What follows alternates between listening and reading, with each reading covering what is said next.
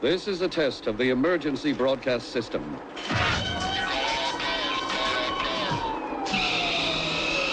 Καινουριός. Όχι. Καινουριός. Όχι. Εγώ, αγαπητοί μου, νομίζω ότι είναι η μόνη λύση για να σωθεί ο σύζυγός σας. Η μόνη λύση για να σωθεί ο σύζυγός σας είναι η τριπλή μεταμόσχευση. Άλλωστε σας συμφέρει και οικονομικά, αφού στις 3 μεταμοσχεύσεις έχετε τη μία δώρο. Μην ανησυχείτε, τα όργανα έχουν βρεθεί και είναι σε άριστη κατάσταση. Μάλιστα, είναι συμβατά με τους συζύγους σας. Όχι, κυρία μου, δεν μπορείτε να μιλήσετε με τον ίδιο το δότη. Γιατί είναι νεκρός, κυρία μου. Βέβαια. Ο Δότης είναι νεκρός. Ακούω όνομα Δότης. Πρέπει να μάθω το μικρό του και να ειδοποιήσω την οικογένειά του. Μην ανησυχούν οι άνθρωποι και ψάχνουν σε τίποτα χαρδαβέλες. Καινούριος. Όχι. Καινούριος.